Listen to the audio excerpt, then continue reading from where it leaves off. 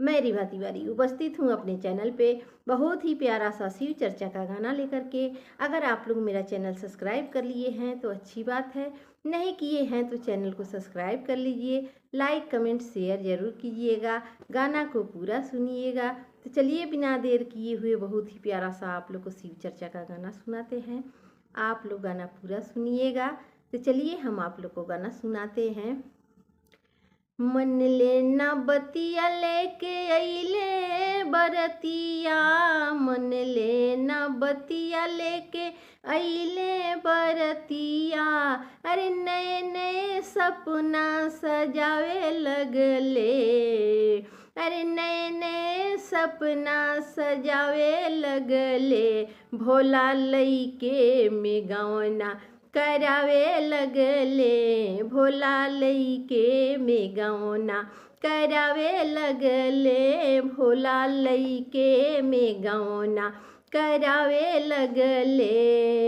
मन लेना बतिया लेके अइले बरतिया, मन लेना बतिया लेके अइले बरतिया।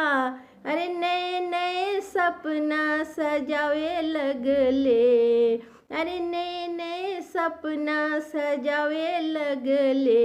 भोला लइके में गवना करावे लगले, भोला लइके में गवना करावे लगले, करावे लगले हो करावे लगले, करावे लगले हो करावे लगले। भोला लइके में गवना करावे लगले, भोला लइके में गवना करावे लगले, भोला लइके में गवना करावे लगले। मन लेना बतिया लेके अइले बरतिया, मन लेना बतिया लेके अइले बरतिया। अरे नए नए सपना सजावे लगले, अरे नए नए सपना सजावे लगले। भोला लइके में, भोला लइके में गवना करावे लगले, भोला लइके में गवना करावे लगले।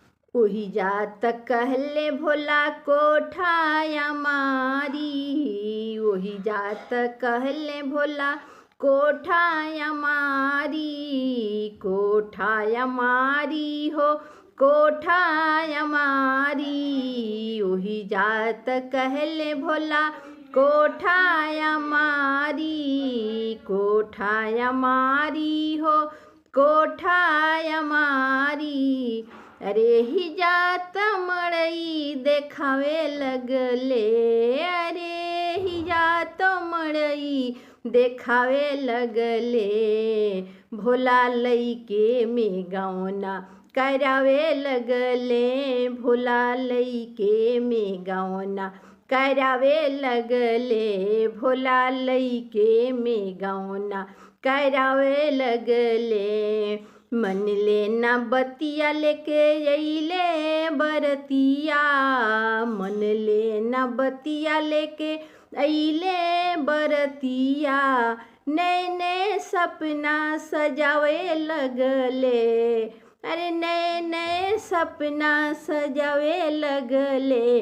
भोला लइके में गवना करावे लगले, भोला लइके में गवना करावे लगले। ओही जात कहले भोला पूरी मिठाई, ओही जात कहले भोला पूरी मिठाई, पूरी मिठाई हो पूरी मिठाई। ओही जात कहले भोला पूरी मिठाई। अरे यही जात भंगिया पिसवावे लगले, अरे यही जात भंगिया पिसवावे लगले। भोला लइके में गवना करावे लगले, भोला लइके में गवना करावे लगले, भोला लइके में गवना करावे लगले।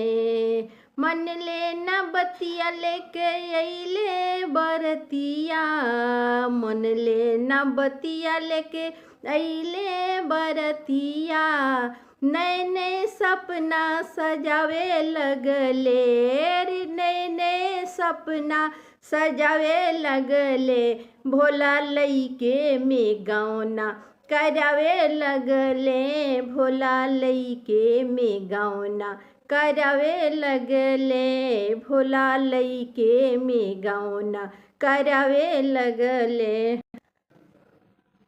ओही जात कहले भोला तो सक तकिया, ओही जात कहले भोला तो सक तकिया, तो सक तकिया हो तो सक तकिया, ओही जात कहले भोला तो सक तकिया, तो सक तकिया हो तो सक तकिया, अरे हिजा मिर्गा छाला बिछावे लगले, अरे हिजा मिर्गा छाला बिछावे लगले, भोला लइके में गौना करावे लगले, भोला लइके में गौना करावे लगले, भोला लइके में गौना करावे लगले।